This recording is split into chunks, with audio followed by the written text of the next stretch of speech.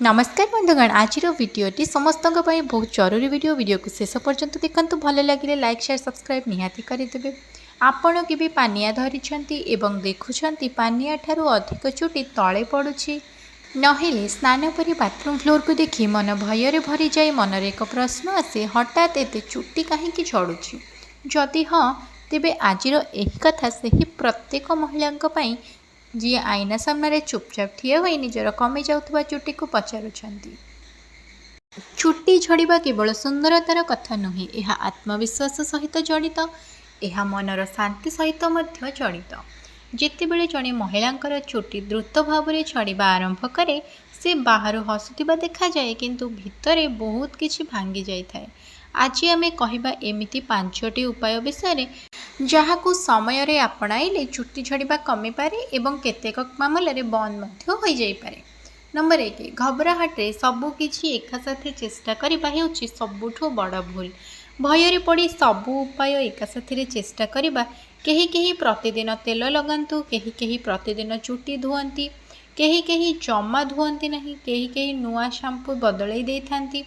एहा भाबंतु जेतेबेले शरीर आगरू दुर्बल ता उपरे एते परीक्षा कले चुटी मजबूत हेबो ना दुर्बल हेबो। चुटी हेउची छोट शिशु परी, सेमानंकु जोर नुहे स्नेह दरकार। नंबर 2 पेट और भीतर अवस्था लुचा हेउथिबा कारण अनेक महिला भाबंती समस्या बाहरर किंतु ताहार मूल कारण भितरे थाए। जदि पेट ठीक भावे सफा हुए नहीं, जदि कवच गैस रहे तेबे शरीरर अपचय वस्तु रक्त रे घुरे एवं चुटी जड़ को दुर्बल करे। अनेक बाहर महंगा तेल शैम्पू व्यवहार करती किंतु पेट ठीक नहेले चुटी को सठिक पोषण मिले नहीं। सेथिपाई प्रथमे भीतर शरीर को सुस्थ करंतु। नंबर 3 मानसिक चाप अनेक महिला कहती मते कौनसी टेंशन नहीं किंतु सत्य हेउछि घरर दायित्व, पिलांक चिंता, टंकार चाप, संपर्कर असुविधा ए सबू मिसी मनरे चाप सृष्टि करे। एही चाप हार्मोन को प्रभावित करे एवं चुटीर वृद्धि को अटकाई देउछि। तेणु दिन को किछि समय निज पई दियंतु।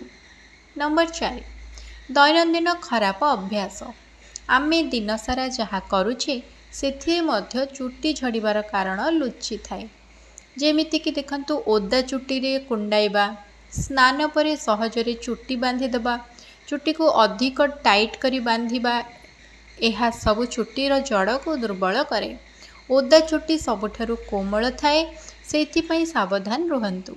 नंबर 5 धैर्य और नियमितता चुटी एक दिन रे सब झड़े नहीं, तेणु एक दिन रे मध्य बंद हेबो नहीं। निजको 40 ରୁ 60 दिन समय दियंतु, निजको दोष दियंतु नहीं कारण अपराध बोध मध्य एक प्रकारर स्ट्रेस।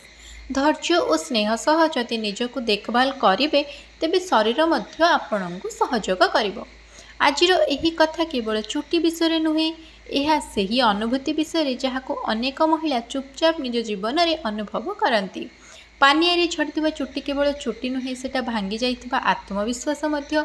किंतु मने रखंतु प्रत्येक झड़ीथिबा चुटी शेष नुहे, यह एक नुआ आरंभर संकेत। भय छाड़ंतु, बुद्धिमत्ता बाछंतु, निजको भल पांतु। जेतेबेले जड़े महिला निज सहित दृढ़ होई ठिया हुअंती ताहाले कौनसी समस्या तांकु दीर्घ समय पर्यंत दुर्बल करि पारि न थाए। जदि आपण एही छोट छोट जिनिस को सुधारी देबे तेबे चुटी झड़िबा कमी जाई पारे। वीडियोटी को शेष जाए देखिथिबारु आपण माननको अशेष अशेष धन्यवाद। वीडियोटी को लाइक करंतु, फ्रेंड्स फैमिली मेंबर्स के संगे शेयर करंतु एवं केमती लागिला निहाती कमेंट करी जणांतु एवं कमेंट रे आपण केउ जगार देखुचंती सेटा निहाती लिखिबाको भूलंतु नाही। जय जगन्नाथ।